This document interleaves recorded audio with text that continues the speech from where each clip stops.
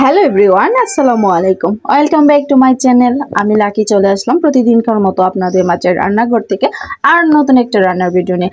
একটা না, আজকে দুটো রান্নার ভিডিও নিয়ে আসছি। যাই হোক, দুটো রান্নার ভিডিও আমি পারফেক্টলি আপনাদের সাথে শেয়ার করতে পারবো না, তবে কি কি রান্না করলাম সেটাই শেয়ার করতেছি আর কি।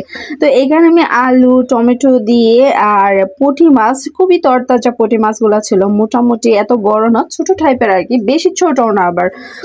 তো তরতাজা ছিল, সেটা এখন আমি চচ্চড়ি করেছি হাতে মাখিয়ে, এবং কি কি দিয়ে হাতে মাখিয়ে বসাইলাম সেটা হয়তো শেয়ার করতে পারলাম না, তবে এই তরকারিটা খেতে কিন্তু জাস্ট অসাধারণ। অসাধারণ মানে জাস্ট অসাধারণ। তো যাই হোক, আমার এই তরকারিটা খেতে খুবই ভালো লাগে। আর ছোট মাছ তো ন্যাচারালি সবারই পছন্দের খুব একটা খাবার আর কি। তো আমার এই মাছগুলা কাটতে গিয়ে আজকে বেহাল অবস্থা, খুবই নাজেহাল, প্রচন্ড কষ্ট হয়েছে আমার এই মাছগুলা কাটতে গিয়ে।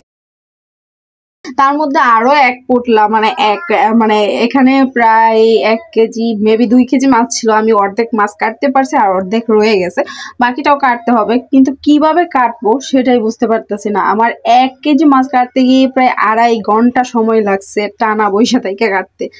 তো যাই হোক, কি আর করবো, মাছ খেতে ভালো লাগে কিন্তু কাটতে অনেক কষ্ট লাগে সত্যি। মাছ আমার একেবারেই পছন্দের, তবে কাটতে একেবারেই পছন্দ না আর কি। তো যাই হোক, অন্যদিকে আমি পেঁয়াজ, তেলের মধ্যে পেঁয়াজ ভালোভাবে একটু ভেজে নিয়ে তারপর আদা দেই নাই, রসুন দিয়েছি। রসুন দিয়ে সমস্ত মশলা দিয়েছি, দিয়ে ভালোভাবে কষিয়ে নিয়েছি তেল বেশি আসা অবধি। এখানে লইট্টা শুটকি মাছ আমি ভুনা করতেছি। আসলে শুটকি মাছ ভুনা করলে আমি কখনো আদা দেই না, রসুন দিয়েই করে থাকি ন্যাচারালি।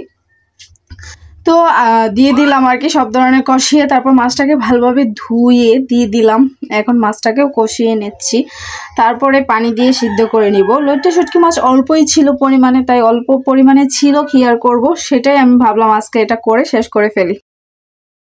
তো লইট্টা শুটকি মাছটা আমার বোনা প্রায় কমপ্লিট হয়ে গেল। শুটকির মধ্যে লইট্টা শুটকি মাছটা কিন্তু খেতে দারুণ লাগে, তাই না? আমি কখনো তাজা লইট্টা শুটকি যেটা সেটা খাই নাই, তবে শুটকিটা তো খেয়েছি, ন্যাচারালি আমরা সবাই শুটকিটা খেয়ে থাকি। আর তাজা যে মাছটা সেটা কেন জানি আমার খেতে ভালো লাগে না, কেমন একটা লাগে আর কি, একেবারেই ভালো লাগে না।